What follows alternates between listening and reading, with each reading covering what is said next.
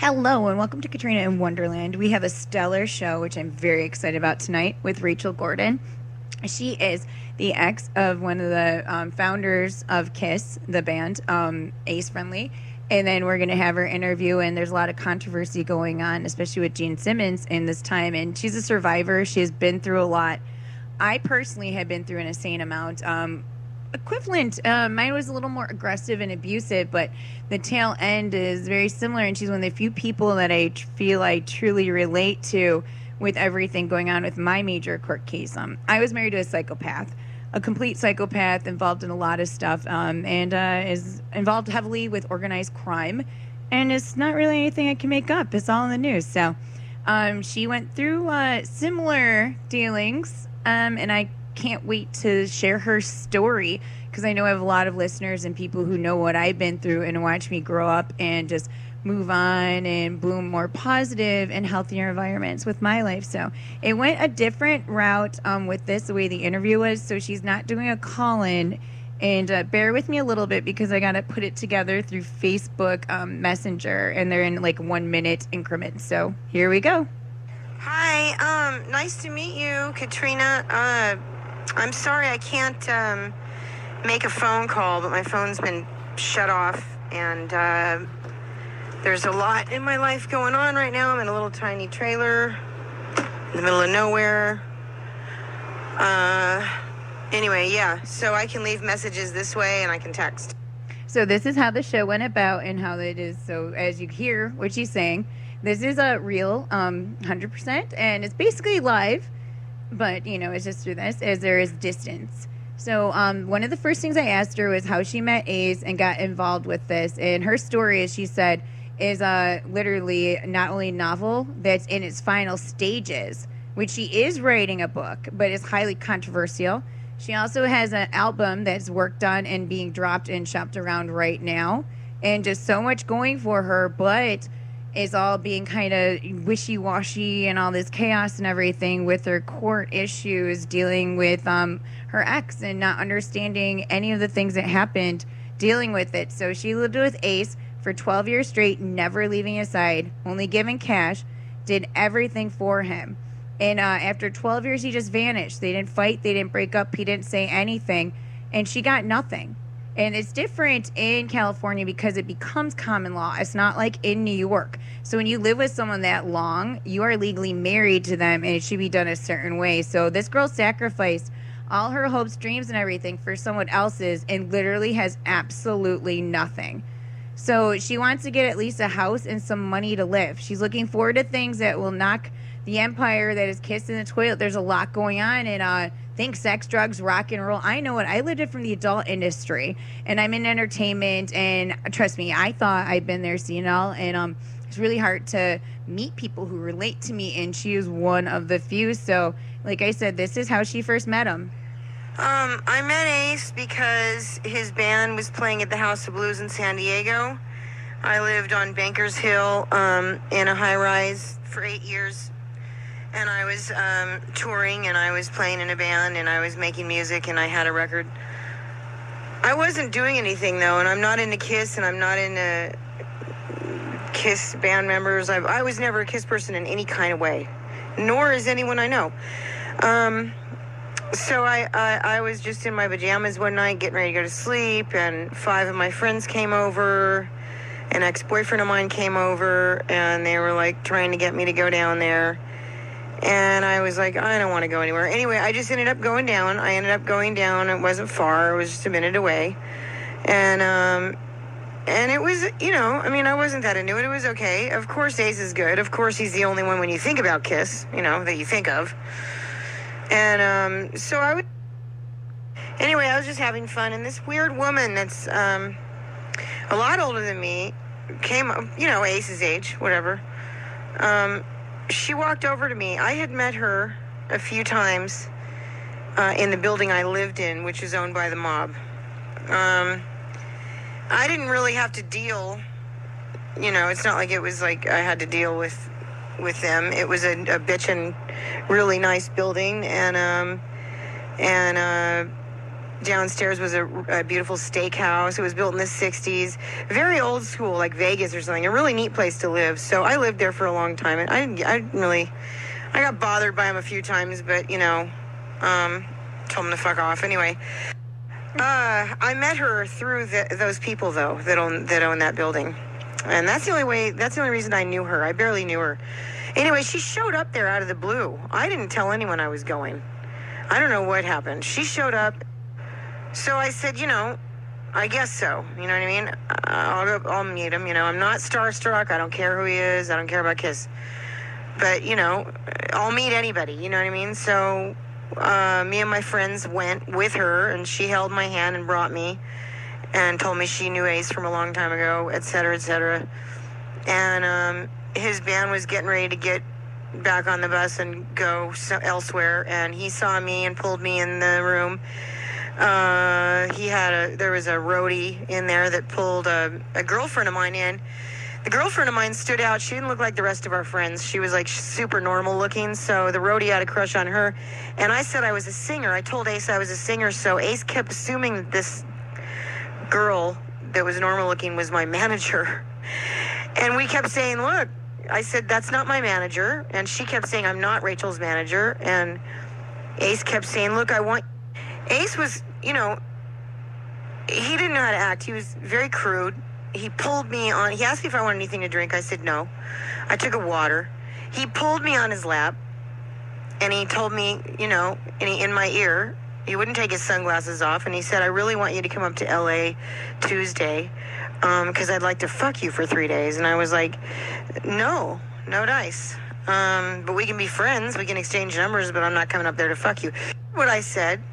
He looked at the girl that was like normal looking that came in the room with me because his roadie dug her, and he looked at her and he said, can you have her at such and such hotel Tuesday? And she said, I don't know, that's up to Rachel. And he just didn't buy it that wasn't my manager, which was really weird. I was like, look, I can call my manager if you want, but she's not my manager. And I exchanged phone numbers with him, and I said, look, me and my friends are going back to my house to listen to records because I have a giant record collection. And he was like, yeah, records, what? Of course, because, most regular people don't listen to records anymore. I get it. But I do, and I'm a record collector, and that's really what we were doing, is going back to my house to listen to records. So we exchanged phone numbers, and he called me that night. And he called me for a year straight, night and day and night, all hours of the day and night. And he cried. He opened up to me. We talked. We laughed. He really, really came on strong about how he can't be alone. That was a very, very, very serious thing. He cannot be alone. Please don't leave him alone. Just begging me to fly here and fly there and meet him here and meet him there. And I waited just about almost a whole year, and then I went up at the end of 2008. So I met, anyway, whatever, so that's how I met. That's how we met. An ex-boyfriend of mine made me go down, and I was literally introduced by this older woman. And that's how I met him. It was just one of those things, how you meet people. I sure as hell wasn't dressed up like him at a damn meet and greet. A grown woman dressed up like a member of Kiss at a meet and greet. Yeah. No, I wasn't.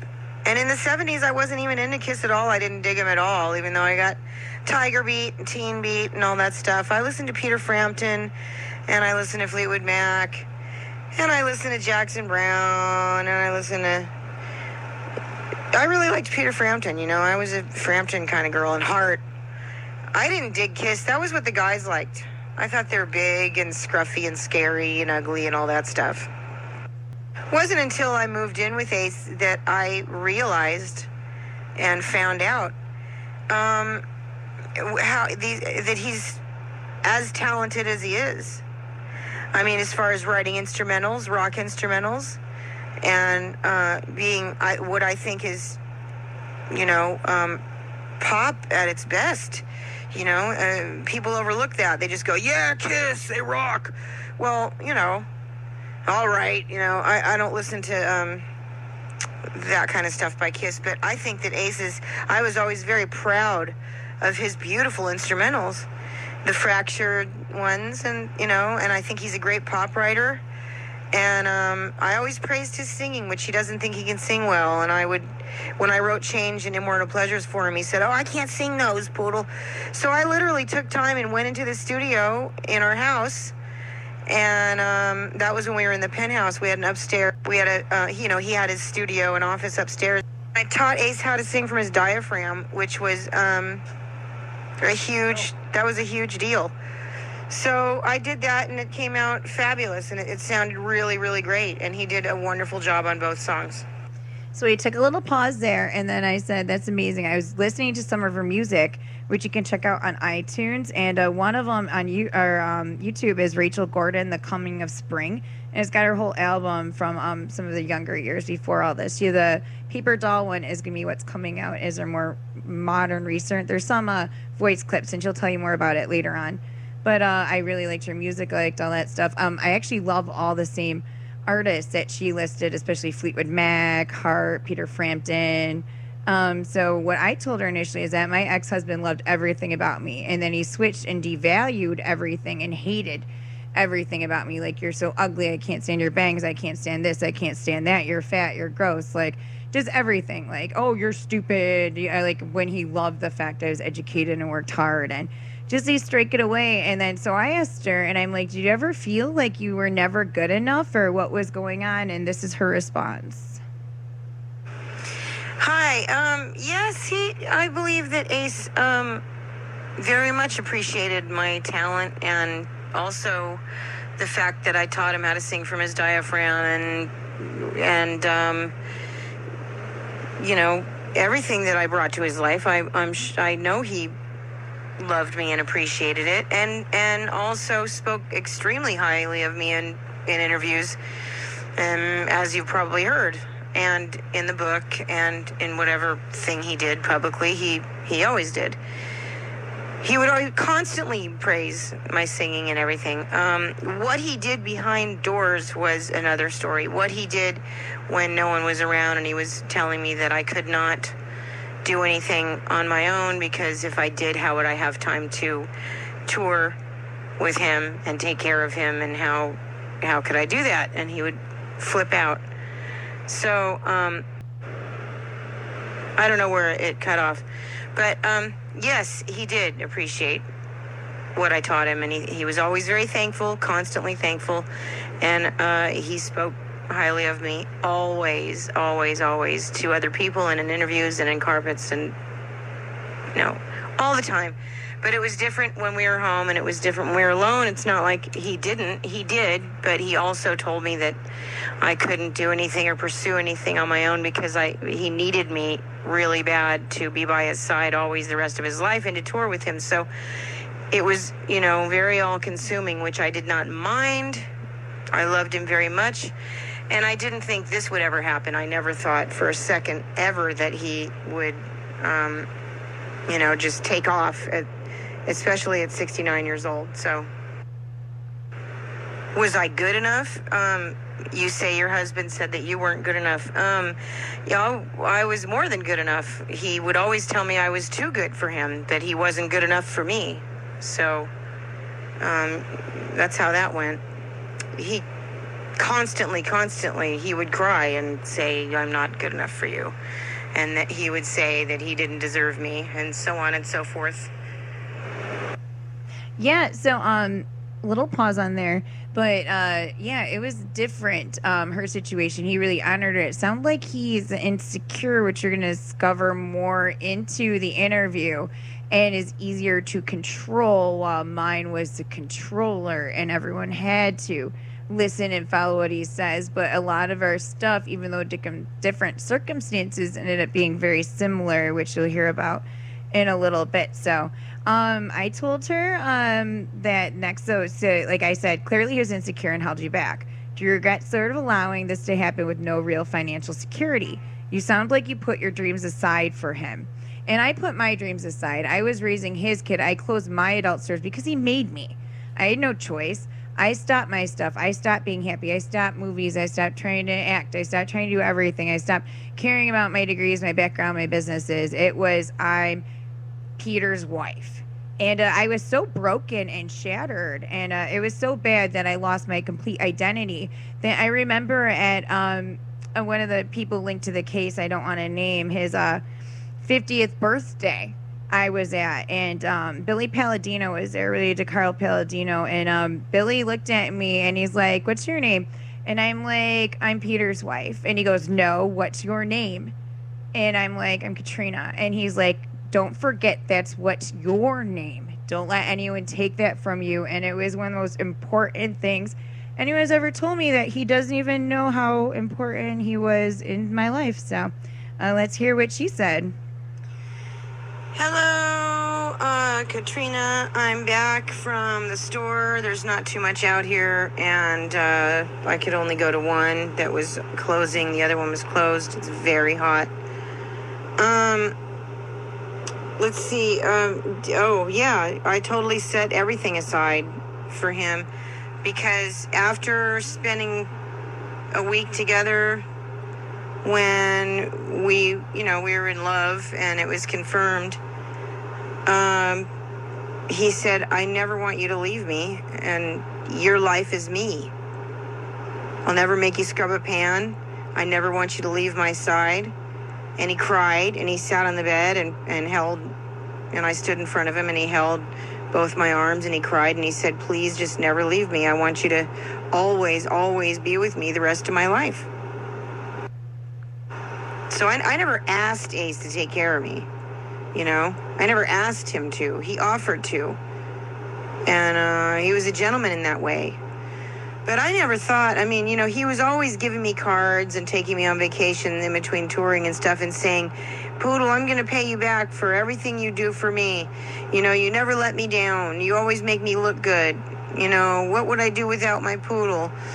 And so I always believed him. I always believed, well, he'll help me do what I want to do. But whenever I wanted to do anything at all, he said no. The only reason why I got my album out that's just sitting there, Paper Doll, done, is because when he first relapsed in 2018 and took off for a couple months, and my life was being threatened by people he knows severely. I was told literally to get out of there and go to Catalina Island by his friend Buddy Gazenza, that there was a hit on me. And when I was called and told there was a hit on me by Buddy Gazenza, I just, over and over and over, yelling at me and everything, I was like, I can't, tell him to come kill me then. I'm not leaving our house. We were in a very strict gated community, but I was able to make the album because my friends in LA called me and said, "Get in the car and come up here and make this album." And I recorded, and it felt really good, and it got my mind off of the nightmare. And then I came home, and long story short, he came home and he said, "I'm strung out," and he cried and he begged for my forgiveness, and he said he'd never do it again, and he almost lost me, and he said, "I almost lost my wife, I almost lost my Poodle, help, I'm strung out." And I put him out in the sun, and I nursed him back to health. Buddy was a friend of Ace's who was like an uncle kind of person to me. He was like a little short Italian Joe Pesci character from New York. Evidently, he used to be a multimillionaire and lost it all. And jewelry was his front. I don't know what he really did or anything. I do know that he's a mob guy and all that crap. And I knew a lot of them from Ace. But he went from being uncle style to calling me when Ace went on his first relapse in 2018. To say, he called me Poodle too. To saying, "Poodle, there's a hit on you. They're going to fucking whack. Get the fuck out of the house. Call me from Catalina Island. I want you to pack up your shit, go by yourself, get a nice room, call John, tell him to get in the business account, get you a fucking Catalina, call me when you're there. You're going to relax, have a nice time." I was like, "I'm not going to Catalina Island, especially by..." I said, "Buddy, I'm not going anywhere, and I'm not going to Catalina Island by myself." And he goes, "I'm not kidding you, Poodle." He goes, "I admire your balls, but, listen, you're going to get whacked. They're going to fucking kill you. Get out of that fucking house. Get out of there. Next call, I want you to call me. I'm your Uncle Buddy. I love you. You call me. You get the fucking cattle. I knew that if I went to Catalina, that's where they would have done a Marilyn Monroe thing to me. I would have been killed there, and they would have made it look like a suicide. End of the story. And then when Ace came back, and I told Ace, Buddy was calling me and saying that there was a hit on me. He has to yell all the time, and he has to be on speakerphone with people because he's deaf, and his friends are all deaf. So he thought I didn't hear, but he took the phone. He got furious, and he went out into his office where I could hear him yelling at Buddy, saying, "Who the f*** gave you orders to fucking tell that she's got a hit on her? Nobody told you to do that. Nobody fucking you to call her and tell her that. Fuck you. Ever go behind my fucking back, motherfucker. Don't you ever call her and tell her something unless you got orders from me." And he screamed and screamed and screamed at Buddy. And just a few months ago, I decided to call an old friend who is one of the most decent people that Ace has ever known to find out what was going on with Ace and if Ace would talk to me. And Of course, we're having slight problems with the 10-second delay button, but this will all be edited for YouTube, so we apologize. It is after 10, so technically we can get away with it. the guy is a really decent, at least that I know of, old friend of Ace's. Not in the rock and roll world or anything, just an old friend of Ace's. So I decided to call him up and ask him what was going on. He was immediately on the defensive, immediately completely flipped out, saying he never wants to see Ace again, and that what Ace did was so horrific, whatever that was, which he wouldn't tell me, that he never wants to speak to Ace again, ever, ever, ever. And he said, Buddy's dead. And I said, really? That's weird, because Buddy was in good health. He was a healthy guy who ate healthy. And I don't know. And he said, well, he's dead. And I was like, really? That's very strange. I hope not. That's weird. There's a lot more to it than that. Many, many, many, many, many stories. Personal, weird things that Gene has said to me. Propositions, and Gene begging me to not leave Ace. Oh, all kinds of stuff. I'm not, at this juncture, I'm so sick of everything they've put me through, which has been a living hell on earth, a living nightmare. Like going from being with someone for that many years, well over a decade, and not leaving their side, to just being kicked like an animal in the street with nothing, no food, no way to do anything, no family to help, no friends with money to help, everyone he knows turning their backs on me, him telling me literally that he's going to keep my friends close and that money talks. I've been completely maliciously abandoned, totally, which is a serious form of abuse. But, you know, for him to do something like that to me, I don't want to play this game anymore. I just want a house with a pool. I don't need a mansion in Malibu. I don't need what most American women would completely demand, and that's what I deserve after the shit they put me through. But I would like to buy, a nice house, but a house I can put my antique furniture in. He doesn't give a shit about the antique furniture. The only creative outlet I was ever allowed to have, besides doing backups and stuff for him, was the house. And I had that. I wanted to do a decor show. He wouldn't allow me to do it. But I was allowed to do the house. So, yeah, I kept the antique furniture, and I don't need what most American women would completely demand. And that's what I deserve after the shit they put me through. But I would like to buy, a nice house, but a house I can put my antique furniture in. He doesn't give a shit about the antique furniture. The only creative outlet I was ever allowed to have, besides doing backups and stuff for him, was the house. And I had that. I wanted to do a decor show. He wouldn't allow me to do it.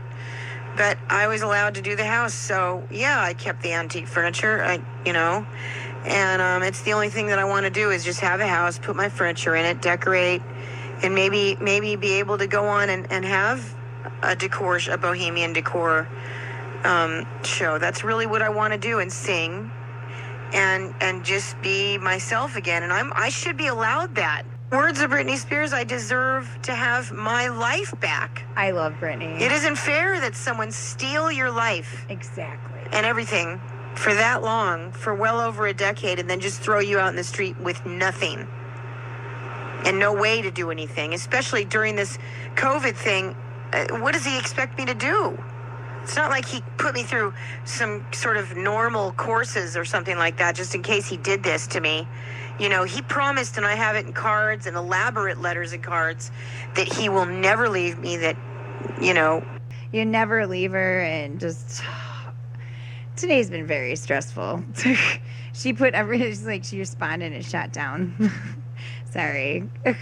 But, so, yeah, the same thing. So, I told her it's horrible. My ex kept, he kept everything I had, completely threw me away. He had absolutely no money. He was living above his grandparents' garage.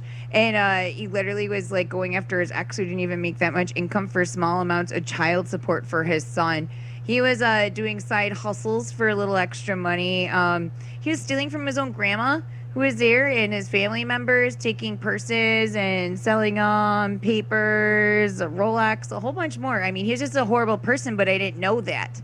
He tricked me. I was supporting him. I was helping do everything for him. He took my money, took advantage of it, and then he used it to build a whole criminal empire that is a pretty big deal and stuff. So I asked her, what are your plans for the future? How can you get more people to listen to your music and see all the positive you have to offer? Because it's hard when you constantly try exposing someone, which, for you mentally and everything. So you got to look and find that, shining little, penny in the middle of nowhere, or the positive. So this is what she had to say. I don't know. That is for a label, my album.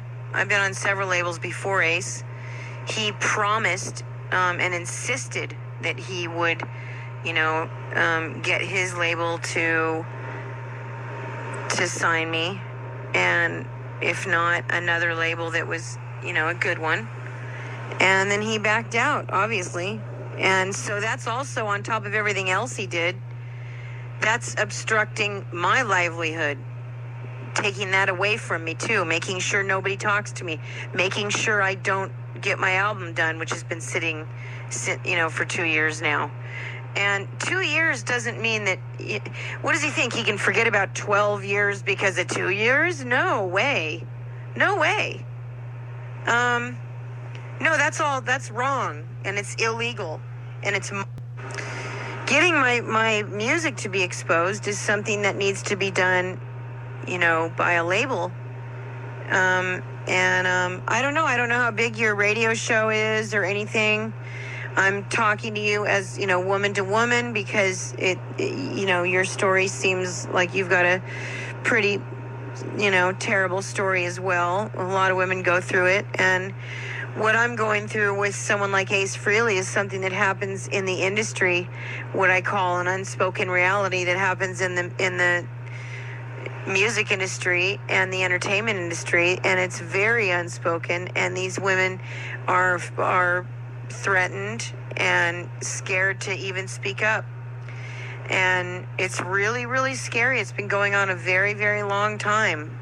And I do speak up because the way I've been treated is so animalistic and so horrible that the only thing they haven't done to me is kill me. The only thing these assholes haven't done to me is kill me. And I've had death threats. It's the only thing they haven't done. What are they waiting for when I've been with Ace for over a decade of time? I didn't do anything. What's my crime? Being good to him and never leaving his side?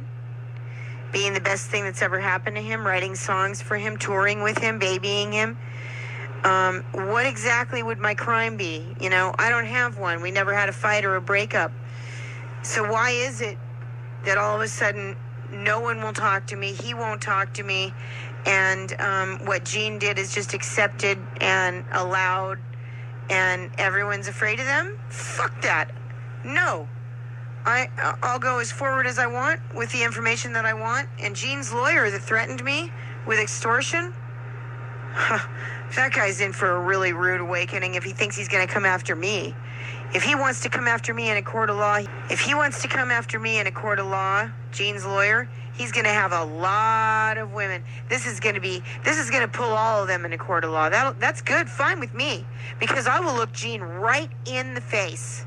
And there's going to be an awful lot of women, hundreds of thousands of women that have been touched by them and assaulted by them, threatened by them, all behind me. They want to try that. They want to go for that. They want to go to battle with me in court rather than just get me a house.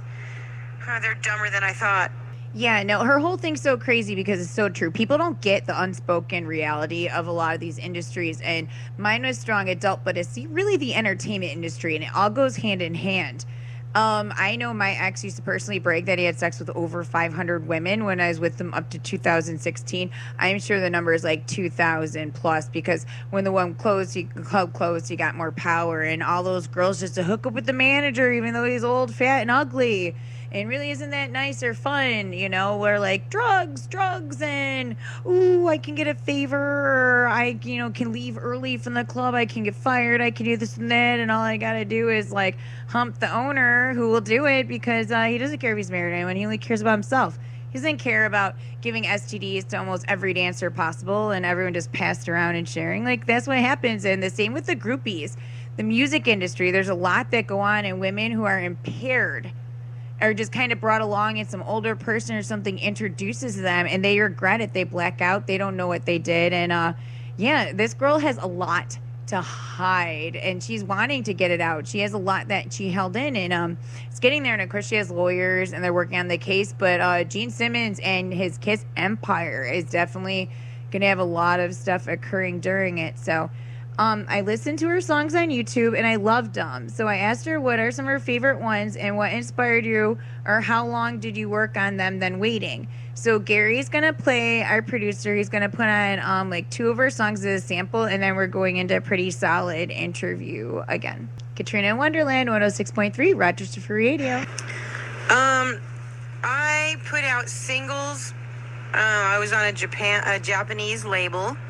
The first things I did in my 20s and early 30s.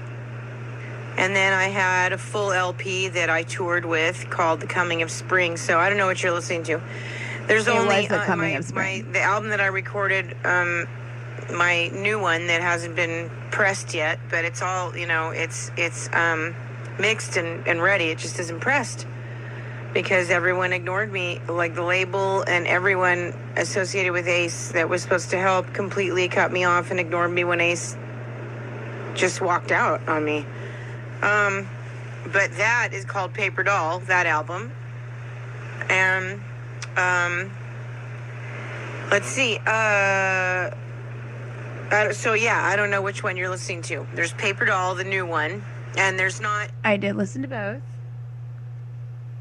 I think there's only 1, maybe 2 samples of songs off my new album because it hasn't been heard yet. The one Gary played that cut out. There's a duet that Ace and I did with a song he had a hit with when he came home from his 2-month, the first time he relapsed in 2018, he came home and I nursed him back to health, and he did a duet on it with me. We did What's on Your Mind, that he wrote and had a hit with in the 70s, I think 74 or something like that. And we did a really good version of that, and I'm really proud of it and everything. And he just, walked out and left me with 0. No word, nothing. So, as far as what songs I like, let's see, what did you ask me? What are my favorites? You know what? I can't say the songs that are on Paper Doll because it would give it away. Nobody's heard it. I do love the duet Ace and I did, and there's a lot of really good pop songs on that album. It's another pop record, even though I can sing anything. Ace did an interview once saying she can sing anything, and I can. And in the interview, he said she can sing Ronnie James Dio if she wants, and that's true, because when we were on tour one time, and hotel room, I was imitating Ronnie James Dio, and he was like, I can't even believe that you're doing that. So I really can sing anything, but my favorite thing to sing is old country and folk and old timey. I love singing old, crooning songs, old jazz, old boogie woogie, and all. I like all kinds of really old music, and that's the kind I like to sing. I'm not a contemporary singer at all. And the pop stuff I do on The Coming of Spring, the album that you're probably listening to, it's on YouTube and stuff, and iTunes and stuff, that's power pop at its best. I mean, that's because I like power pop, and I was part of the power pop, scene, revival scene from like early 70s style power pop I really liked in the 90s, and so that's what I was doing, stuff like the bands, the pop bands that I liked, which is like the Records and stuff like that, and the Cars, and I like the 1910 Fruit Gum Company, and I like the Archies, and I like the Raspberries, and I like pop. But that's not all I like. I just end up singing pop and recording pop because I know so many pop musicians, and it's so much fun, and it's so easy for me to, even as a teenager, I didn't like it because I thought, well, these 60s guys are really playing rock and roll. That was during, there was a 60s revival movement, and I thought, well, those guys can play. They're playing music, and they're playing R&B, and they're playing 60s stuff, and they were really playing. I can't use bands that can't play and that don't play, or that just play shitty on purpose. So I was never a fan of punk rock at all. The only punk rock that I like is the Stooges or the MC5 or, the Damned or the Ramones, but I don't call that punk rock. That's more rock and roll to me. The New York Dolls, that's rock and roll. To me, that's all just rock and roll, straight out. To me, so I can't say any kind of punk rock that I liked because I like all that. And there's weird post-punk, there's weird, of course I like Joy Division. I like a lot of weird stuff that came out of that. But as far as like straight out angry, ugly, yucky, stupid punk rock, I never liked it. The whole mindset behind it is completely natural and normal and healthy teenage mindset to realize how fucked up everything was. But I think one of the reasons why I hated punk rock is because my parents were hippie freaks, and I already knew how fucked up everything was, so it wasn't alarming or surprising to me. I didn't need to listen to punk rock. I didn't need it. I didn't need it to teach me anything. It didn't teach me anything that I didn't already know. I already knew the world was a mess, and I already knew politics sucked, and I already knew about the man, and I didn't need to hear it yelled in my face. And I didn't like anyone looking ugly. I didn't know why everyone wanted to look ugly. I didn't get behind that either, because I always loved clothes and beautiful clothes. So I dove right into, when I was young, we started listening to old 78s and listening to my parents' albums, and I dove right into wearing like old 30s dresses and listening to old blues records. We listened to a lot of old blues records and old 70s rock and roll records and stuff. So, that's kind of where I went with it. And I like to sing pop. I have a really good, clean pop voice, and I like doing all my own harmonies. As far as The Coming of Spring, I like every song on that album, really. Chris Von Snydern is a friend of mine. He's a guy who's one of the best pop rock writers I've ever known in my life, and he's always really sweet. I always cover his songs on everything I've ever recorded, and I did on this album as well, this new Paper Doll album. On The Coming of Spring, I like a song called Almost a lot, that my friend Frank Barajas wrote, and that's beautiful. I drove around and I loved it. And I love Rock and Roll Girl that I did by Paul Collins, who's a really good old friend of mine who was in a band called the Paul Collins Beat in the 70s. When I was a kid, I didn't find out about him until the 90s, and then I fell in love with that song and recorded it. How long did I work on Paper Doll when Ace was off in 2018 relapsing? I don't know, like a couple weeks or something like that. And then I came back and had to deal with him coming home and stuff, and that was, oh my gosh, it was sad, and I had a lawyer, I let her go. I took care of him, nursed him back to health. And then Paul and Jean immediately wanted to see him. They knew I had a lawyer. And he went up to the meeting, even though I didn't think he was well enough to.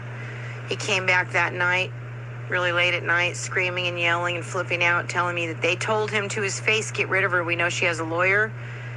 Get rid of her, and get rid of her now, they said. We all know what that means. Yep, we all know that means, and yes. Lawyer up when you have all those problems. Everything can just go to absolute chaos.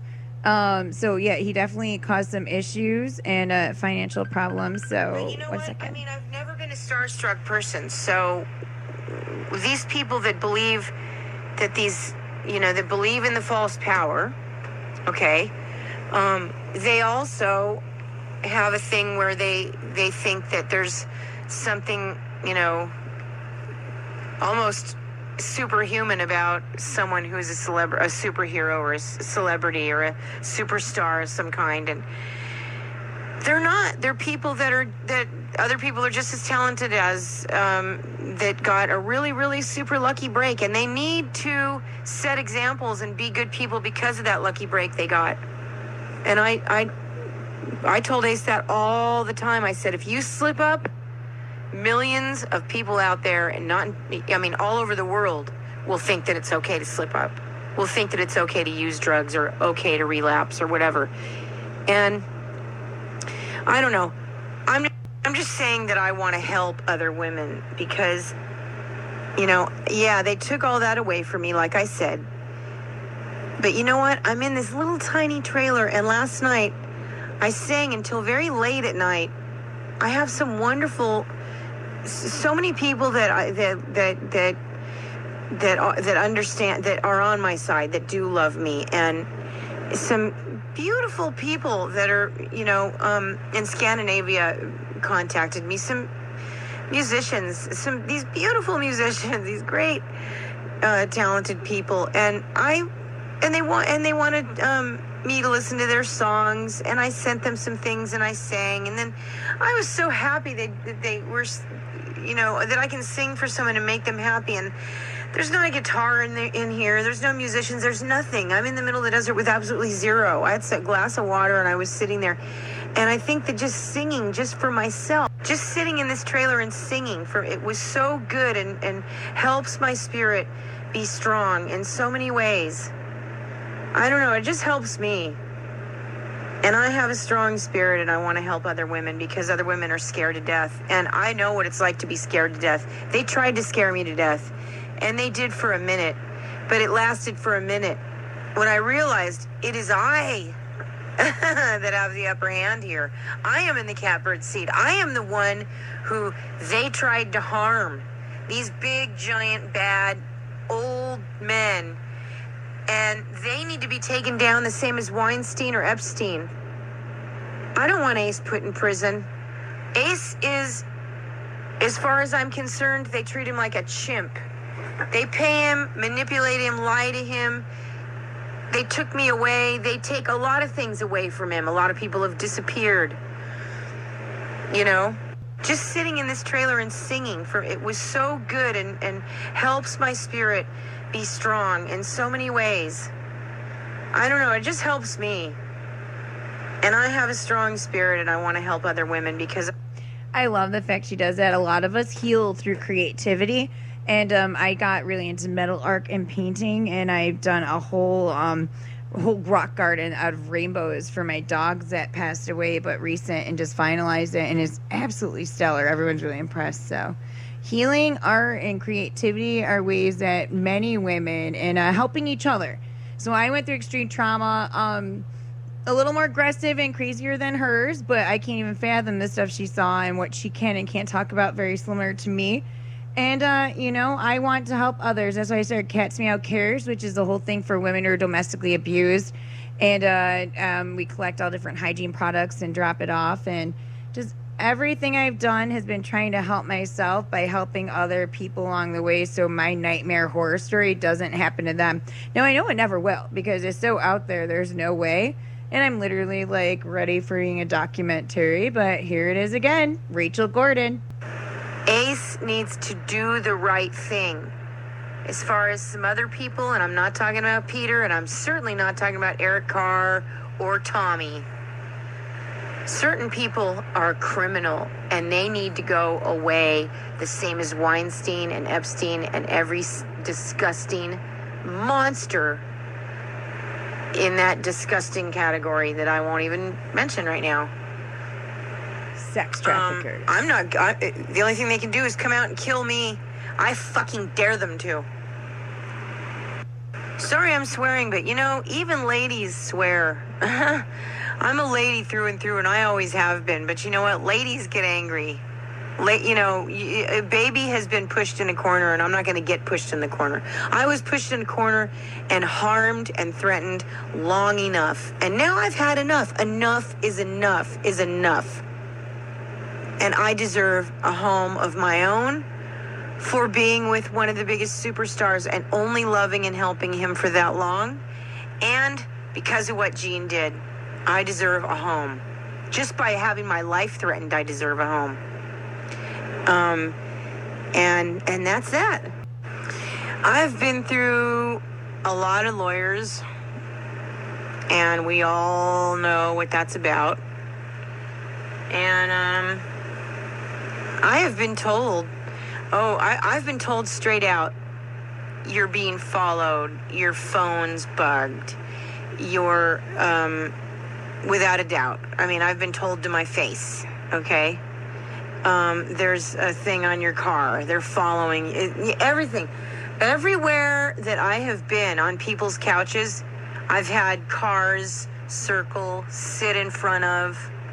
I've had mail come to these places all over the place when I have not given my address out at all.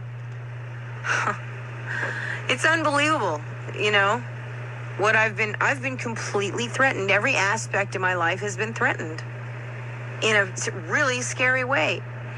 I don't know where it cut off, but the scariest threat I got was Gene's lawyer. I've been threatened a lot. They were all frightening. My life has been threatened by a lot of scary people. The scariest threat was Gene's lawyer. And I'm going to swear right now when I say it, because if that son of a bitch thinks that he's going to get away with it, that he's just going to go ahead and get away and just go on with business as usual, okay? I'm not threatening anyone's life, but he will be in trouble. If he thinks that he gets to just sit back up on the 50th floor of his, Avenue of the Stars office, and he's going to get away with the things he said to me on the phone, telling me I'm going to call everyone and tell them if they know you and associate with you at all, that they're dealing with extortion. He screamed at me. I don't know where it cut off, but the scariest screamed at me, saying, with his voice shaking, saying, we will make sure nothing happens for you. I had someone with me at the time that went, oh my God, that guy's a maniac. And, I don't know who these people think they are. I really don't. I don't care. Kiss? Really? Ace certainly doesn't need them. Ace doesn't need them. He never did. It was good, when he was young and everything. Now, he doesn't need them. He doesn't need them. And he's still manipulated by Gene. He got strong a few times when he was with me. But, no, he needs to tell Gene to fuck off for good. But Gene's got him in a stranglehold. They'll do anything. He cried to me before and said, Poodle, I'm afraid that Gene will do everything he can to harm you and come after you. I said, fuck Gene. No, I don't care. You know what? Listen, I'm a woman, and I have rights, and this is my country, and you don't get to come here and treat me this way. I don't get treated like an animal. No, I have my rights. And my human rights were taken away. My whole life, my house, everything taken away, and my rights as a woman were taken away. My right to speak was taken away. I can't tell you how many times I've been told to shut up and speak when spoken to. Is anyone out there think that's okay? Because I'm real sure it's not. Yeah, no, I hate when people silence. And, the whole thing with lawyers, I really thought that you're not supposed to attack a victim. Ever, really. And you're not supposed to insult, attack, and belittle, berate, any of that. I don't understand why lawyers are allowed to do it, especially when they know their client's 100% guilty. And we're partnered up with them doing illegal activities together. But how? How is that okay? How can you do that to someone? How can you smash apart? How can you say stuff? How can you threaten them? How can you cut them out from every place? Like me trying to work anywhere. And my ex, even including this radio station, called over and over and over trying to get me fired. When I moved to Rochester to get out of Buffalo, called everywhere, the clubs, everything, making deals. He called all the places in Buffalo when I was trying to work. He literally already destroyed me financially, took everything I had, then kept everything I had while he was riding high on his cocaine, meth-fueled horse, doing whatever he wanted with tons and tons of ready and willing hookers. That was his life while I couldn't even get a single thing. I was struggling on where to live. I had no income. I couldn't pay my lawyers. I sat there and it was just so hard. And I was threatened. It's the same thing. Mob, mafia. His family's directly linked to it. Everyone could Google it, whatever. I don't care. It's not a secret. And it sounds just like her. And that's why I really love this girl already. And I know how strong she's been. So it's just, it's insane what occurs. So here's some more. That's my first full LP that I did. And she's talking about from the group an album that she toured in Switzerland. And was on a label called Sounds of Subterranea. And I toured Germany and Switzerland in the winter. And it was a very, very rough tour. It was my first tour, and it was very, very rough. And I mean, halfway through, I was like, oh my God, am I even going to make this? I never get sick. I haven't been sick since then. I've been all over the world. I've been sick since then. And that was when I was 34. Yeah, I got 104 temperature in the middle of that tour. And it was really, really, it was a rough tour, but it was really, really fun. I had a backing group of guys I knew that were great.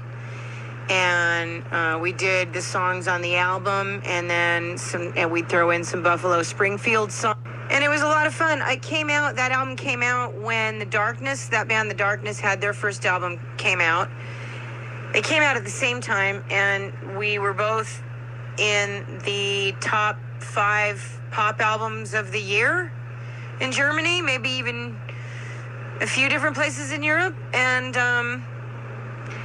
I ended up with not just that, and being, me and The Darkness were featured, we were in the top 5 pop albums, but I got a 5-page article in the German Rolling Stone, which is great, because the German Rolling Stone is better than our Rolling Stone magazine. So I got that from it. And anyway, halfway through the tour, I lost my hair dryer, I remember, and I had to dry my hair in a bathroom with one of those things you dry your hands on. And my fans thought I was all glamorous and everything, and it was a crack up if they only knew, how hard it was, that tour was on me. But I think the band had a lot of fun, and even though it was rough, and it was just a really super fun tour. I met Ace, and I didn't know. I mean, when he told me I'm gonna, when I thought of his book, I said, write a book. He didn't think about it. I said, why don't you write a book? Just out of nowhere one day when we first moved in together. And he said, why? And I said, well, you're a good age to write a book. Write about your adventures and and the crazy life you had and stuff, and call it No Regrets. And he did. And it ended up being a bestseller. And he fired his ghostwriter, and he had me help him with, certain things like diction and stuff. I certainly couldn't help with the stories. I wasn't there. I was like 3 or something. But I helped him, and it turned out to be a New York bestseller. I thought of the cover picture. I picked it out of 1,000 pictures. I thought of the font. Had to argue on the phone with Simon & Schuster, insisting that the letters have to be metallic and have to be raised. And they finally did it, and it was a New York bestseller, and it's a good book. And but so after that, I remember distinctly him saying, I want to help you do whatever it is you want to do and make your dreams come true, since you helped me so much with my life. And he'd cry, and Ace cried up until 2 weeks before he walked out. He was still thanking me all the time. He was always, after everything we did, after everywhere we went, publicly or just out to dinner, he would say, you make me look good. I don't deserve you. I love you. And I can't imagine the rest of my life without you. And he was always, and so what I'm trying to say is I never imagined that he would really not help me with anything. He kind of, when he came home in 2018 and insisted on co-producing the album, which he didn't because Fernando Perdomo did it, and was on it, and it was too late, and it was already, for the most part done. But Ace said, no, I insist on taking a piece of it and doing this and this and this. But that was only because I had already started it. Had he not relapsed and took off, I would never have been allowed to go up to LA and do an album. He would have said, who's going to pay for it? I'm not. So I started it, and I knew that when he came home, he was going to have to, because I hadn't been able to do anything for myself at all. And that's the only thing that I got to do, and that's been sitting for 2 years, done. And, I've done interviews about it. I've been very polite about Ace in, being very proud of the duet we have on there and everything. And because, doing music together is one thing, as everybody knows, and everything else is another thing. But Ace and I didn't have a breakup, and we did not have a fight. No breakup, no fight. No, I didn't. He was sending me really sweet texts that he was on his way home, and then he came and ambushed the house in front of my friend. It was a nightmare. I had no idea. We weren't fighting. We weren't in breakup mode. My God, I have the beautiful, elaborate cards. 2 weeks prior, we were in Palm Springs for my birthday, and everything was okay. We never had a breakup of any kind.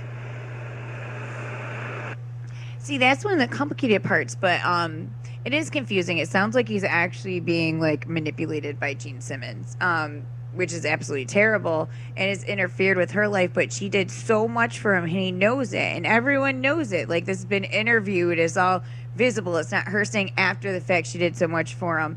And that literally she is basically almost homeless, stranded, not having close friends, phone shut off, and all this horrible stuff. So I told her, I'm I feel he is being manipulated, and I really want to focus on you. This is great. Mention your book info, title, so I can find it and post it.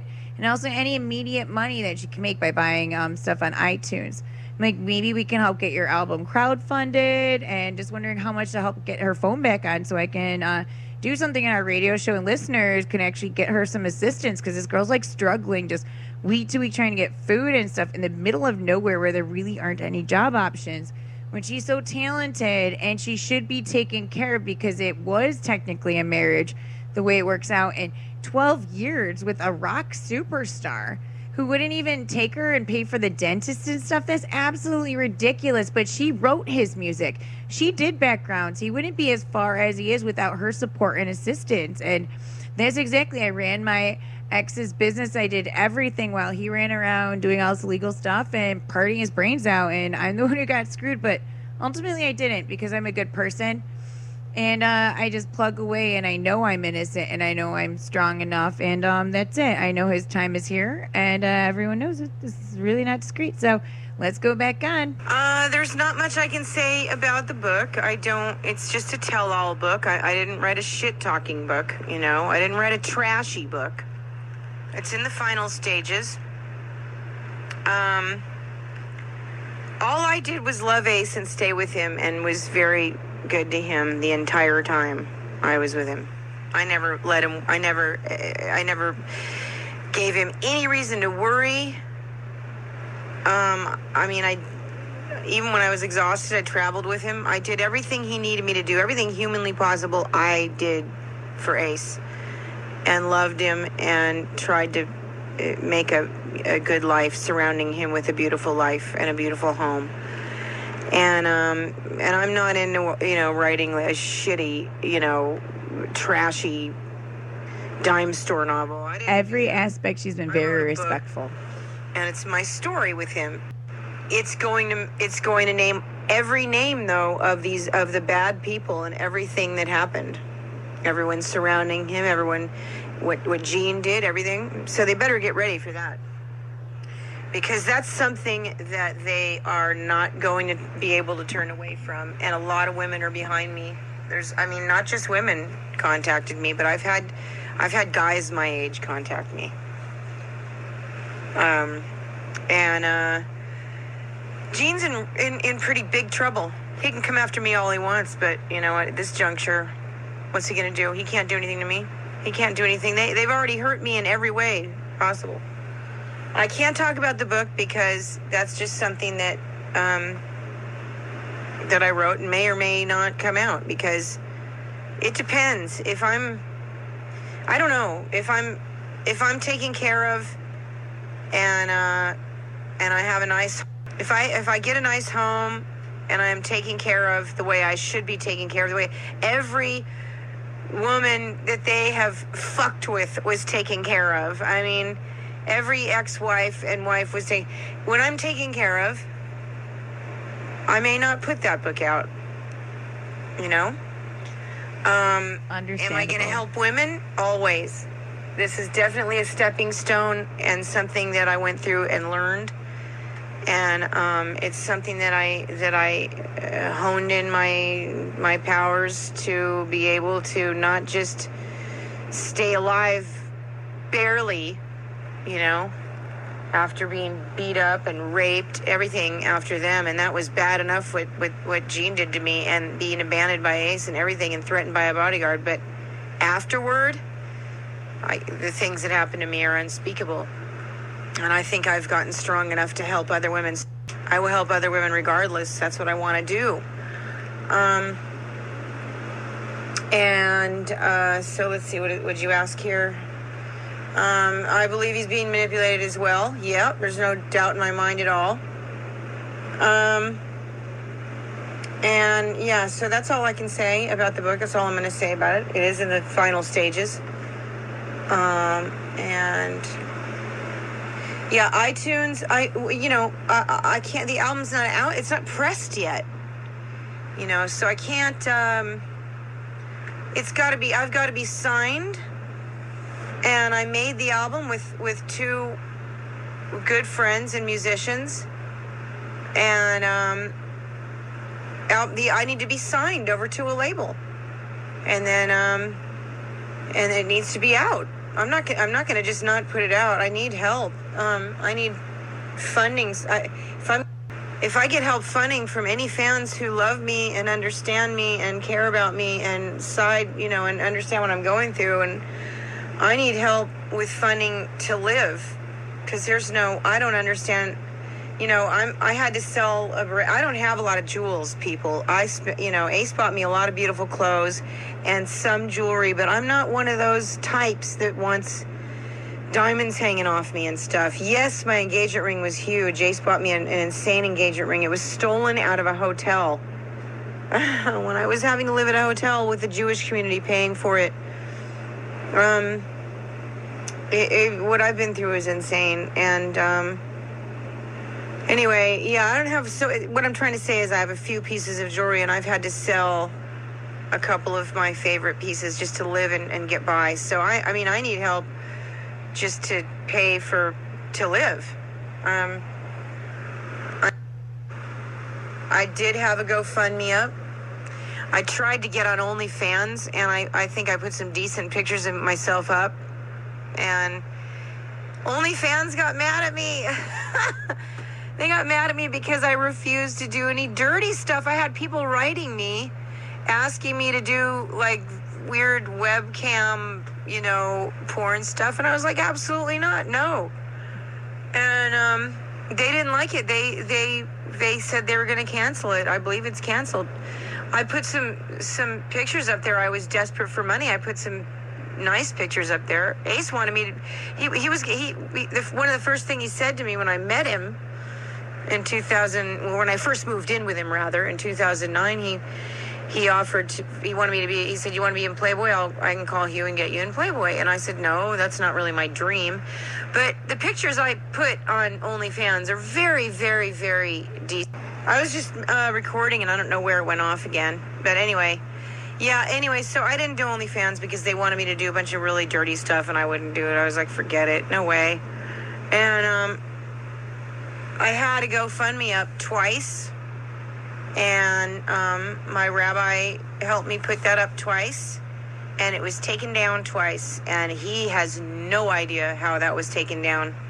There's no way. There's no powers that be that could take my GoFundMe down except for you know who.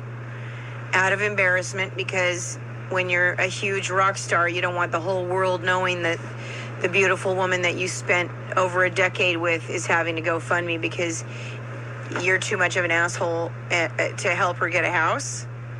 No, he doesn't want. He had that taken down. There's no other way for it to be taken down. Of course they took it down.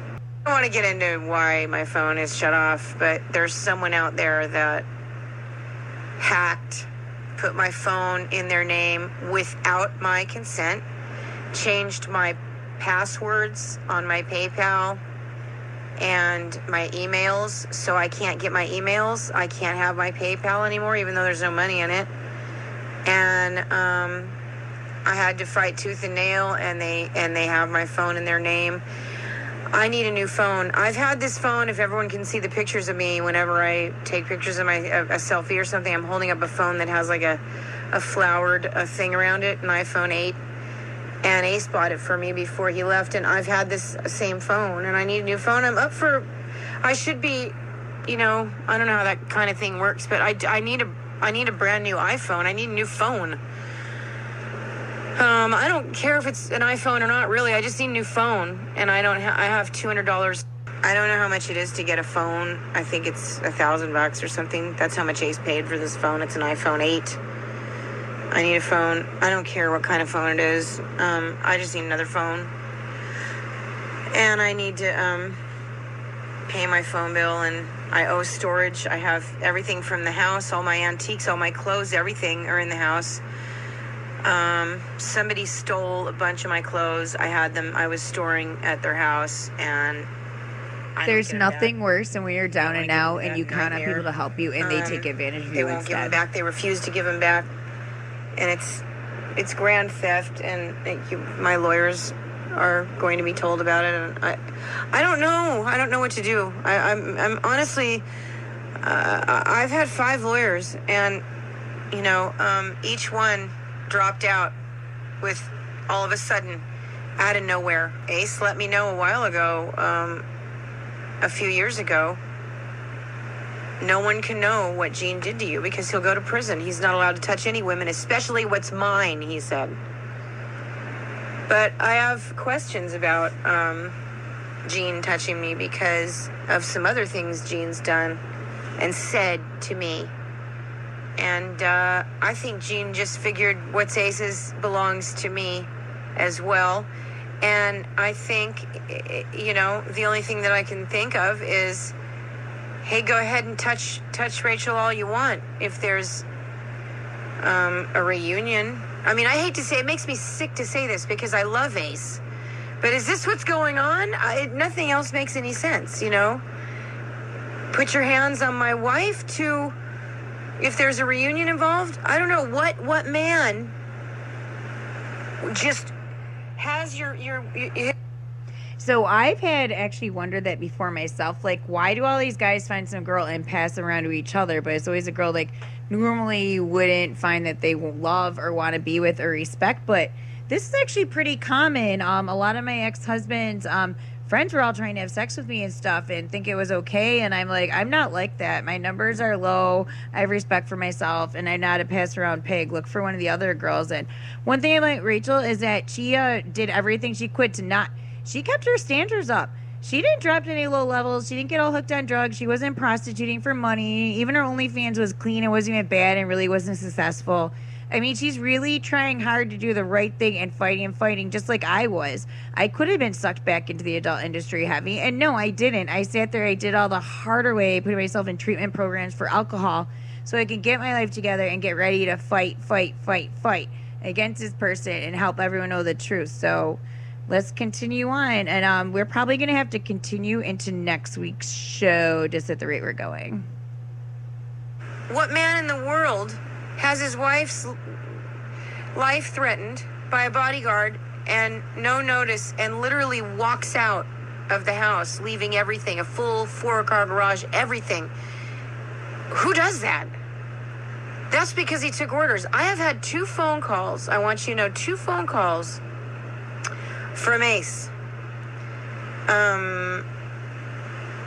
I don't know, almost a year, I don't know, after he left, he called, caught me off guard. I picked the phone up. He said, Poodle. And I said, Ace. And he said, I just called because I still have feelings for you and I want to know if I can take you to dinner. He goes, I'm in California. I said, where's the weightlifting person? And he said, she's 50,000 fucking miles away. This is serious harassment. I woke up in the morning in my bed upstairs in this house, and my bedroom was, my bed, while I was in my pajamas in the bed with the blankets on me, I was shaken awake. I woke up and there was sheriffs surrounding my bed telling me that because I owe rent, and this is during a moratorium, during COVID, because I owe rent, I have 2 minutes to get out of that house. I can't get anything. And if I don't get out in 2 minutes, they were going to take me to jail, to Las Colinas. I said, because I owe rent? They said, yeah. I took pictures of them all. I was harassed by the landlord in a a nightmarish way. I still have all of his texts. And I had to borrow money to get out of there to move from someone I know in New Orleans, a friend that used to know my mother when she was alive. Barely got everything into storage. I couldn't get my books. I have hundreds and hundreds and hundreds of books. I couldn't get them out. Couldn't get the stuff out of the kitchen. Couldn't get my beautiful washer and dryer out, or the things out of the garage, or the golf cart, or the pool table, or the piano. And so the landlord shut the door. And I said, wait, I have more things I have to get out. He said, sorry, the rest of your furniture is mine. He let the neighbors come in and steal half of the stuff. Let the neighbors take everything out of my kitchen. It was like, it was insane. I ended up in a hotel. I have pictures of close-ups of every one of these sheriffs. The Jewish community helped me pay for the hotel and called me and said these were not real sheriffs. They were posing as sheriffs. And you have to know that you were very, very harassed. And, I mean, do you want to talk about scary? I called Ace from that hotel room, hysterical. His daughter answered the phone and said, I'm sorry, my dad. I said, Monique, I was only with your dad 12 years. Put him on the phone, please. I'm in a hotel. I have no money. I have no food. And she said, I'm sorry, my dad wants me to hang up now. Click. They hung up on me. There's also a fraud situation that's very serious. There was a bank account that Ace wouldn't put anything aside for me, and I kept telling him I needed security. Around 2016, I was like, look, he said, what, are you going to leave me for a younger guy? I said, that has nothing to do with anything, and no, never, ever, I love you. I said, if something were to happen to you, I need to have something set aside. So he tells me one day, you're the boss. I said, what? And he said, you're the boss of the company. Does that make you happy? I said, I don't understand. Because he never allowed me to carry any credit cards, and He showed me the credit card for an account called Sammy. It was an account that we had, that it was the only one I was allowed to know of, even though he told me he had more. I couldn't know anything about business or anything. Went in and out of that account was like, not discussed with me, or I was told to shut up and stay out of business, that was business. And he gave me cash like a child, and and that was that. When we went shopping, he paid for it with cash. But evidently, and the first lawyer I had found out that I was the CEO and the sole president of that company for 8 years. And I was never paid from that company, nor was I ever even allowed to carry that card with only my name on it. I had to take pictures of it just in case I wanted to get something online or something, which made Ace lose it. He was furious about that. You ask me if you want something, we'll go get it. Like I was a child. It only had my name on it, Rachael Gordon. I was never allowed to carry it at all. So when he left, it took 3 days, and he ran the account into overdraw. I went to the bank, and they were happy. The bank was more than happy to hand over 7-8 years of all the bank statements that were the account that was completely in my name. I was the CEO and the president of it, never paid out of it. I've got every single statement from every year. And that's called fraud. What else? Jesus Christ. How much can someone screw me over? Is it okay if I have a house to live in? Can I live in a house and put the furniture in the house and be left alone to decorate and sing and try to get my scrambled brains back together, please? And jeez, enough is enough. So we're going to wrap up on her interview right now, and we're going to continue on next Thursday from 10 o'clock till midnight. It probably won't be the whole show, but this is what I want our listeners to think about, and hit up our Facebook page or me. I'm Katrina Lee. There's Katrina in Wonderland. There's Katrina Lee, Katrina the page. You can post. I post public. You can always contact the radio station. It comes down to it. But how can we help her? She's trapped. I know what it's like to be that way, but I honestly started selling myself, which is absolutely terrifying. But yeah, I went back to dancing to cover it, and I went far away to dance, nowhere in the close vicinity.